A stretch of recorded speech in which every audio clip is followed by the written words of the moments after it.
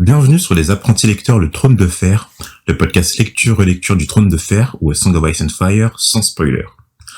Aujourd'hui, on se retrouve pour le chapitre 16, c'est-à-dire le chapitre 3 des Ardes, toujours en présence de Guillaume. Toujours là. Et c'est parti. Donc vas-y, alors juste une petite information. Aujourd'hui, on a reçu nos premiers retours et tout, donc c'était assez cool. Donc du coup, ça va être même beaucoup décalé d'ici à ce que vous écoutez ce podcast, parce qu'on en a tourné vachement à l'avance. Là, actuellement, il y a que 2 ou 3 épisodes qui sont sortis, mais en tout cas, ça nous fait plaisir, et puis on espère que on aura de plus en plus de retours au fur et à mesure.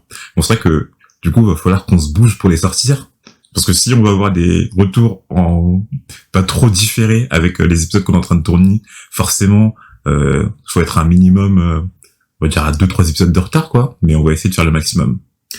Ok, vas-y Guillaume, tu peux commencer à faire le résumé de ce chapitre. Ouais. Alors, c'est un chapitre assez court, dans lequel on retrouve Ned 4 jours après le chapitre précédent, donc après la querelle entre Arya et Joffrey. Et en effet, Arya a disparu pendant 4 jours à la suite de ces événements. Et elle a été retrouvée par des gardes Lannister qui se sont empressés de la ramener devant Cersei et le roi pour répondre de ses actes. Donc là, elle est ramenée devant Cersei et c'est une sorte de tribunal pour juger de la culpabilité d'Arya ou de Joffrey. Et le verdict sera finalement un non-lieu. Mais Cersei, qui est bien décidée à se venger de la louve Nymeria, qui n'a pas été retrouvée, reportera alors sa colère sur Lady, la louve de Sansa, que Ned décidera d'exécuter de ses propres mains. Ok. Bon résumé. Alors du coup, en off, tu me dis que c'était un chapitre assez court pour toi ? Ouais. Pas grand chose qui passe à l'intérieur ou Bah non, je trouve, j'ai pas trouvé un méga développement d'univers, du personnage à l'intérieur, par Geoffrey, il creuse encore son trou, quoi. C'est déjà un connard, mais il creuse encore. Ouais, du coup, on apprend aussi un peu plus sur Cersei. Ouais, Cersei aussi, on la sentait un peu comme ça. Ouais, bon... Moi, je la sentais comme ça. Même si elle était incestueuse, c'est pas pour autant que c'était une salope pour autant, tu vois. Mais là... Ouais, bref, on va en parler. Donc, le chapitre démarre par une scène où Poole, l'intendant de Winterfell, annonce à Ned Stark que Jory Cassel, son maître d'armes, a retrouvé la petite Arya, qui depuis 4 jours avait disparu. Ned craignait que les Lannister la trouvent avant lui, excepté que, en arrivant, Jory fut intercepté par les gardes de Lannister qui ont conduit Arya devant la reine et le roi. Ned prie alors Vayon de retrouver Sansa, son témoignage pourrait être précieux. Donc comme tu l'as dit, on se retrouve 4 jours après. C'est-à-dire que on nous dit que Ned pendant 3 jours il a cherché, mais faute de résultats, il a arrêté et puis il a chargé Jory de la retrouver, quoi.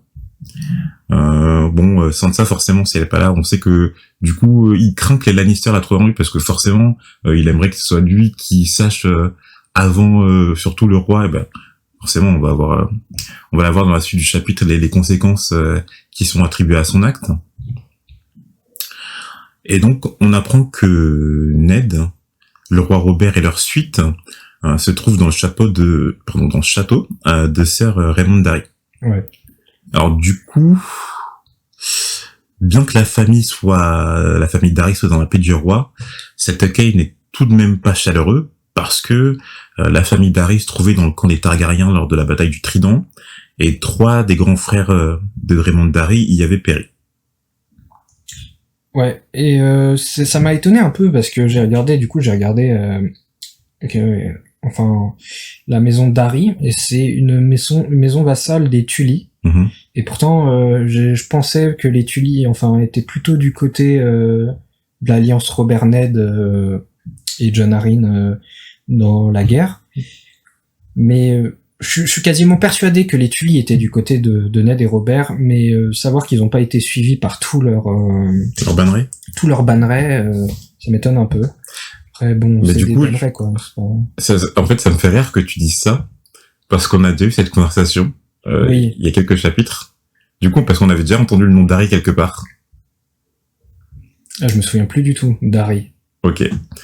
Ah si, Willem Darry. Exact. Ah oui, putain, c'est vrai, c'est le mec, c'est le mec justement qui s'est chargé de protéger les derniers Targaryens, Daenerys, à Père Dragon. Ouais, c'est vrai, bah oui, c'est C'est du ça. Darry. Donc du coup, Darry, oui. C'est ça. En gros, William Darry, il a accompagné de 4, parce que j'ai lu le chapitre justement avant d'écrire cet épisode, accompagné de 4 autres personnes à escorter Viserys et Daenerys, je crois de Père Dragon pour les emmener à Bravos. Et donc c'est lui qui les a protégés, en tout cas au début de leur existence sur le continent des Sauces, quoi. Donc c'est avec lui qu'elle a même les souvenirs de cette maison avec la porte rouge et du citronnier. Ouais. Et donc du coup, en fait, quand on avait évoqué justement William Darry, on avait eu cette conversation sur le fait que toutes les maisons, enfin du coup que c'était bizarre que la maison Darry qui était vassale de la maison Tully et participait à la guerre du côté des Targaryens justement. Ouais. Après, ça peut être compréhensible ou non. C'est-à-dire que dans un sens, tu te dis bien que la maison à laquelle tu sois assujetti soit contre le roi c'est l'autorité suprême. Ouais. Donc il y a un conflit d'intérêts dans Il y a certains un points. conflit d'intérêt. Soit t'as juré fidélité à ton seigneur, mais t'as aussi juré fidélité à la couronne normalement. Mais en tout cas, on voit que là, c'est toute la maison de Darry qui était, pour les Targaryens. C'est-à-dire qu'on a d'un côté Raymond Darry et ses 3 frères qui ont combattu lors de la bataille du Trident. On a de l'autre côté William Darry, bon, c'est pas leur lien de parenté, mais ils font partie de la même famille qui, lui, escortait Daenerys. Donc forcément, on voit que il reste des maisons à Westeros, particulièrement celle-ci, qui sont fidèles aux Targaryens. Ouais. Ned était inquiet, car lorsqu'il pénétra dans la salle d'audience des Darry, beaucoup de monde était présent, alors qu'en situation normale, il était sûr que Robert réglait les choses à l'amiable. Cersei était aussi présente, tout comme son fils Geoffrey. Arya, elle, se tenait de l'autre bout de la salle, accompagnée de Jory Castle. Ned la trouvait en pleurs et affamée. Donc, comme on l'a dit, justement, c'est un peu une allure d'un procès officiel. Ouais, ça fait vraiment procès, quoi. Limite, il y a les jurés, enfin... C'est ça, ouais. Les témoins, on les appelle à la barre, Robert juge. Ça a l'air un peu démesuré, quoi, pour une querelle d'enfants. Surtout qu'il n'y a pas eu de mort d'homme. Mais tu sens que c'est Cersei qui a initié un peu tout ça, quoi, Oui, parce que, enfin, on comprend que normalement, Robert, il règle ça en tête à tête avec Ned et on comprend que celle qui a investigué vraiment toute cette mise en scène, c'est vraiment Cersei, quoi. Parce que visiblement, ça ressemble pas à Robert de gérer les choses comme ça. Et le problème, c'est que Robert peut plus échapper. Parce que du coup, c'est son fils dont il est question, c'est de l'honneur de sa femme, donc il est obligé d'avoir ce rôle-là. Et il peut pas... il peut plus maintenant régler les choses à l'amiable, en fait. Ouais. Se tournant vers l'assemblée, Ned questionne la raison de tout ce rassemblement. Peu de ces hommes étaient présents, alors qu'au contraire, on nota la présence de membres du conseil du roi, tels que Renly Baratheon, donc on le rappelle, Renly c'est... le petit frère de Robert. Et dans un autre coin, Barristan Selmy, capitaine de la garde royale. C'est ça, qui lui a la mine grave. Cersei accuse alors Arya d'avoir voulu attaquer son fils, avec le garçon boucher Maïka en cédant de son loup. Arya répond que rien de ceci n'est vrai. Bon, alors je dis son loup, c'est son loup-garou, mais bon, pour simplifier la chose... Arya répond que rien de ceci n'est vrai, que c'était Geoffrey qui s'est attaqué à Maïka. Alors que le roi fait taire l'assemblée et décide d'écouter le récit d'Arya, Vion Poole entre dans la salle accompagné de Sansa. Donc on va enfin avoir son fameux témoignage. Lorsqu'arrive le moment du récit où Arya désarme Geoffrey et lance son épée dans le trident, on entend Renly s'esclaffer de 1 par le fait qu'une petite fille de 9 ans ait réussi à désarmer un garçon de sa stature, et de 2, particulièrement du nom de son épée, Dent de Lion. Donc on avait déjà parlé du nom de son épée qui était un peu... Ouais, je sais pas, le nom me choque pas, c'est juste le fait... Par contre, ce qui est ridicule, c'est que à un moment, t'as Robert, putain, comment t'as pu te faire désarmer, comment elle a pu t'enlever ton épée, et il fait non, c'est Dent de Lion déjà, tu vois, vraiment, ta gueule, quoi, ferme ta gueule. Genre, vraiment... Genre, en fait, je pense il insiste tellement sur Dent de Lion que vraiment t'as envie de le gifler, quoi. Le roi fait alors sortir son frère. Après avoir écouté le point de vue de Geoffrey, le roi ne sait pas comment trancher pour régler cette affaire. Ned propose alors d'écouter ce qu'a raconté Sansa, qui était aussi présente. Le problème, c'est que d'après elle, tout s'est passé trop vite, et donc elle n'a aucun souvenir de ce qu'il s'est passé, raconte-t-elle en pleurs. Donc, Alors, le comportement de Sansa, là, on sait très bien qu'elle se rappelle exactement de ce qui s'est passé. Ouais. Elle sait très bien, mais elle a le cul entre deux chaises, entre son futur, son promis, quoi, et enfin l'honneur de sa sœur et même de son père, quoi.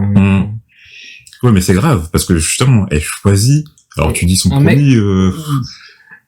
Bon, moi je trouve ça très grave et tout de préférer l'honneur d'un mec qu'elle vient de rencontrer il y a 2 semaines. C'est le prince héritier, elle a des papillons dans le ventre. C'est grave certes, mais bon. Après je me dis qu'elle a 13 ans, tu vois. Donc elle est encore jeune, elle peut faire des erreurs, surtout qu'elle se déteste cordialement avec Arya. Donc alors je le trouve pas d'excuse, mais dans un sens je peux comprendre pourquoi. Elle a eu ce comportement. Surtout qu'elle sent que déjà Geoffrey lui en veut, parce que à la fin du chapitre dernier, genre me touche pas. Donc elle se sent sur la sellette. Enfin, elle sent que son avenir de reine tel qu'elle l'imaginait, comme elle l'avait idéalisé et tout, risque de pas arriver parce que. Mais le problème en faisant cette déclaration, c'est qu'en fait elle perd tout. C'est-à-dire que d'une part, Geoffrey lui en veut toujours, je pense, parce que finalement il lui a pas donné raison. Et Arya, justement, vient d'être traiter de menteuse. Ouais. Donc, en voulant pas se mouiller, finalement, elle s'est retrouvée... Finalement, ouais. Elle a gagné aucun parti, quoi. C'est son problème. Mais... Et je comprends pas, parce que du coup, Ned... on dit dans le chapitre que Sansa a raconté à Ned ce qui s'est passé. Donc, Ned doit être au courant de ce qui s'est passé. Et je comprends pas qu'il pousse pas Sansa à dire la vérité, quoi. Après, comme on dit, c'est depuis 13 ans, je pense qu'il a pas voulu la mettre en porte-à-faux. T'es sûr qu'elle, même à son père, elle a raconté vraiment la vérité, la vérité avec la vérité? Je crois qu'on me dit, peut-être qu'elle a menti à son père, hein. C'est possible qu'elle ait dit, Peut-être qu'elle a dit qu'elle s'en souvient pas, mais en tout cas, Ned, ce qu'il nous dit dans le chapitre, c'est que Sansa, quand elle est rentrée, elle lui a raconté ce qui s'est passé. Ouais. Après, peut-être qu'elle a fait le même coup, peut-être qu'elle a dit, tout s'est passé si vite, tu vois, vraiment, bon, ouais. En tout cas, Ned... je pense, c'est vrai que Ned aurait pu dire n'aie pas peur, raconte-moi ce qui... Tu vois, je pense si on avait été dans une autre série ou un truc comme ça, genre il aurait dit raconte-moi ce que tu m'as dit en rentrant la dernière fois, n'aie pas peur, je suis là. Mais bon, c'est vrai qu'il insiste pas. Je pense qu'elle va se sentir coupable en plus, parce que je pense que si elle avait raconté la vérité, son loup il serait pas mort à la fin du chapitre. Ah ouais. Mais de toute façon, elle va reporter sa colère sur Arya. Le roi en a assez de cette affaire et décide de la classer sans suite, en veillant à ce que Ned veille à ce que Arya se tienne à carreau, comme lui-même avec son fils Geoffrey. Ned souffle alors de soulagement, mais Cersei rappelle alors que le loup d'Arya a tout de même infligé une morsure à son fils. Les gardes ne l'avaient pas retrouvé, et la reine Cersei promet alors 100 dragons d'or à celui qui retrouvera Nymeria, le loup d'Arya. Et donc là, en fait, c'est une interrogation que je te pose. C'est que du coup, en plus on a parlé en off qu'on avait oublié d'en parler dans un dernier des épisodes, mais là on a une notion de la monnaie à Westeros. Et ce qui est étrange, c'est que le tueur de Bran, est-ce que tu te rappelles en quoi il avait été payé? 90 serres d'or. Ouais. Et là, la reine Cersei, elle promet Enfin, je viens de le dire en fait, elle promet 100 dragons d'or. 100 dragons d'or. Donc du coup, il y a 2 monnaies différentes à Westeros. Ouais. À mon avis, bon, si on compare le franc et l'euro, genre en mode les dragons d'or, c'était les francs, ils sont passés à l'euro, ils sont passés au cerf d'or. Mais vu que la richesse, vu que la fortune Lannister, elle date d'il y a longtemps, quoi. Ils doivent avoir des coffres forts pleins d'or. Ça doit être encore beaucoup de dragons d'or. Donc c'est pour ça. Et elle sort sa thune à elle. Enfin, là, c'est la thune à elle qu'elle... Non, parce que justement, c'est la thune de Robert. C'est sur ça que Robert, justement, après, il a dit qu'il voulait pas la suivre dans cette folie. Oui, non, mais justement, il a dit, fais-le avec ta thune, moi, je le fais pas avec ma thune, quoi. Moi, je pense que c'est la thune Lannister. D'accord, ok. Genre qu'ils ont plein de dragons d'or, eux, qu'ils ont dans leur froco, quoi. D'accord, donc lorsque, en fait, Robert a remplacé le roi Aerys, ils ont changé la monnaie, ils ont frappé les serres d'or au lieu des dragons d'or après. Ouais, je pense. Ok. Alors du coup, peut-être que ça pourrait donner une indication, le fait que le tueur a été pris en serre d'or et non en dragon d'or, tu vois.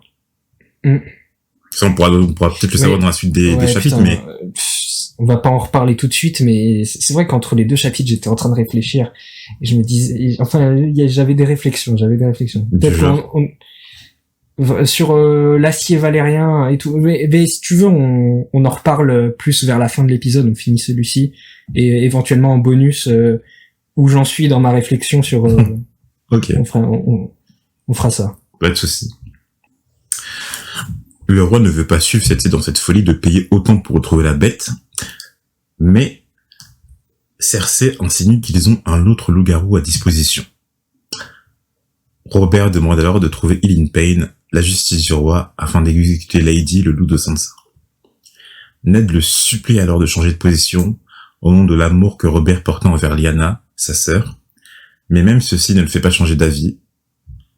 Ned, devenu alors froid comme de la glace, dicte alors à Robert d'exécuter le loup de ses propres mains. Et ça, c'est une chose qui est importante pour Ned, ça on le sait. Je sais plus exactement quelle est la phrase exacte. Le seigneur doit appliquer sa justice lui-même ou un truc comme ça. La phrase exacte, je sais plus. Mais oui. Il l'avait dit, quoi. C'est que la sentence enfin, quand t'appliques une sentence, tu dois le faire toi-même et pas utiliser quelqu'un d'autre. C'est la première apparition de Ned, c'est typiquement ça. Donc, entre guillemets, prendre ses responsabilités. Mais Robert sort alors de la salle sans dire un mot. C'est vrai que le silence de Robert sur cette phrase, il prend vraiment un air ultra grave quand Robert lui dit ça, quand Ned lui dit ça.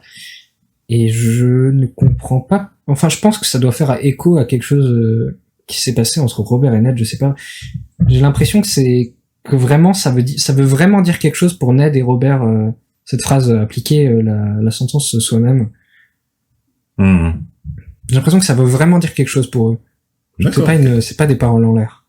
Mais je sais pas ce que ça veut dire. Mais Lorsque Cersei demande où est Lady, Ned se désigne alors pour effectuer cette tâche. Le loup-garou vient du nord et mérite une mort plus digne. S'approchant du loup-garou, il comprend alors pourquoi Sansa l'a nommé ainsi. Il était la plus belle et menue de la portée. Donc c'est un peu la question que je t'ai posée la dernière fois, c'est comment ils ont choisi leur loup. C'est-à-dire, est-ce que le loup il s'est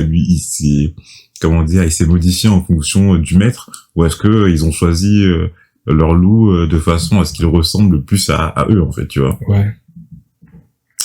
Et je trouve que cette scène, elle était vachement émouvante. Enfin, émouvante, c'est beaucoup, mais je veux dire et tout, c'est que quand on dit Ned s'intéressa enfin à Lady, à leur prénom que les enfants ont donné à leur loup, tu sens qu'il est vraiment attristé, en fait, par cette mort, quoi. Ouais. Et on sent tout son attachement pour le Nord et tout ce qui va avec, quoi. Jory va alors avec Glace, son épée en acier valérien, et sur ces derniers mots, Lady ne fut plus. Il demande alors à Jory de créer 4 hommes afin de rapporter le corps de Lady à Winterfell et de l'y enterrer. Cersei Lannister n'aura jamais sa peau. Donc même jusqu'au bout, il est digne avec elle, quoi. C'est-à-dire qu'il la porte vraiment en haute estime. C'est un loup-garou, c'est leur emblème, c'est le loup-garou de sa fille. Il veut vraiment qu'elle soit protégée. Enfin, 4 hommes, c'est énorme, hein. Ouais. Ouais, c'est vrai que 4 hommes pour ramener jusqu'à Winterfell la peau du loup. Il y a vraiment une question de dignité. Il fait ça, mais il en veut énormément à Cersei. Il dit au moins Cersei, elle aura pas, elle mérite pas une peau de loup-garou. Tu comprends pourquoi dans les premiers chapitres, il a l'air d'en vouloir autant au Lannister. Alors, tu comprends pourquoi dans les premiers chapitres, il tient autant les Lannister en basse estime, quoi. Ouais. Le limier revient alors avec une épaisse, le limier. Sandor Clegane revient alors avec une épaisse forme roulée dans un sac. Un moment, Ned s'imagine que le corps de Nymeria y repose et se désole de devoir l'annoncer à Arya.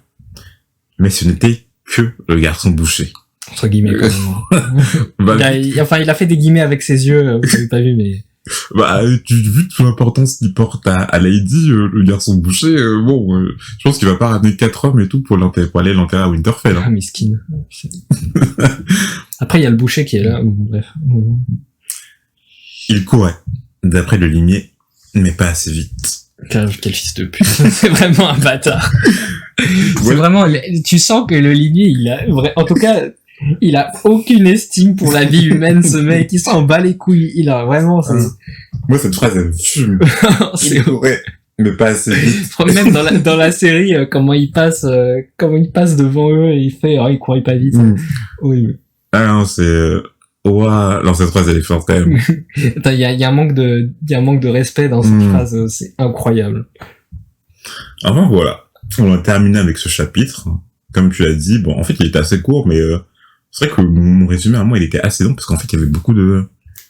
Enfin, je veux dire, beaucoup de petites actions, en fait, dans ce chapitre, donc forcément... Mais le plus long, c'est quand on essaye vraiment de faire des liens entre les différents chapitres, de développer l'univers, surtout faire des liens, établir des théories et tout. Bon, on n'a pas beaucoup de théories. Peut-être maintenant, quand un début de théorie... j'ai pas de nom sur la personne, mais... Enfin, c'est vraiment là on revient sur le commanditaire de l'assassinat de Bran. Ce qui me fume, c'est que, enfin, c'est vrai qu'on se rend pas compte, mais on va vite se rendre compte que l'acier valérien, c'est inestimable, ce truc. Ouais. C'est vraiment inestimable comme valeur. Mais je pense, à ce stade du livre, on s'en rend vraiment pas compte. Mais genre, enfin, tu peux t'acheter tellement de choses avec de l'acier valérien. Et ça sert à quoi de donner 90 serres d'or à un assassin, plus une dague en acier valérien?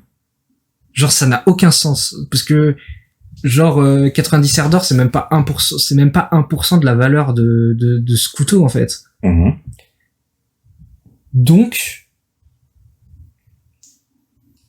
pour moi, la personne qui a commandité cet acte n'avait aucune idée de la valeur de la dague.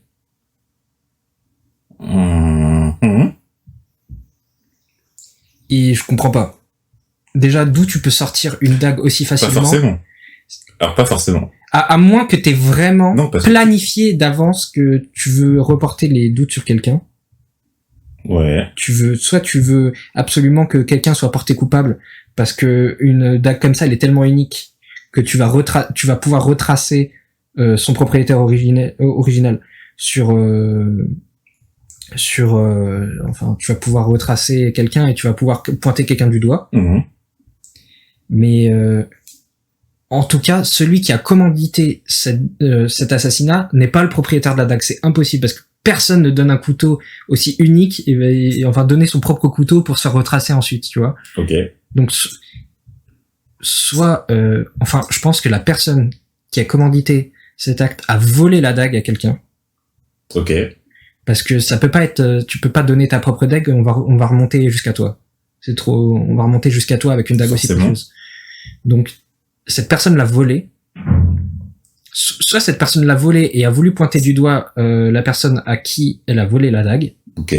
Soit cette personne a volé la dague et n'avait aucune idée de sa valeur. Ok. Intéressant comme théorie. Ok, d'accord, ça marche. Pour moi, c'est bon. Bah, de toute façon, après, on va, ce refus du chapitre, je pense qu'on va découvrir si le tueur ou la tueuse est déjà sorti. Enfin, en tout cas, le commanditaire, qu'on va découvrir si tes théories se vérifient ou pas. Mais c'est vrai que l'acier valérien, comme tu dis, c'est inestimable. C'est-à-dire que, par contre, on a croisé que glace et ce poignard. Hein. Je crois qu'il n'y a pas d'autre chose et tout, on a Pour l'instant, ouais, on n'a pas. Ça marche pour moi. Bon, ben voilà, on a terminé avec cet épisode. On espère qu'il vous a plu. Et puis, on se retrouve, je sais pas quand, mais pour le chapitre 17 et donc le chapitre 2. Bran. Ouais, Bran. Du coup, forcément, ça inclut que Bran va enfin sortir de son état d'inconscience. Ouais. À la prochaine. À la prochaine.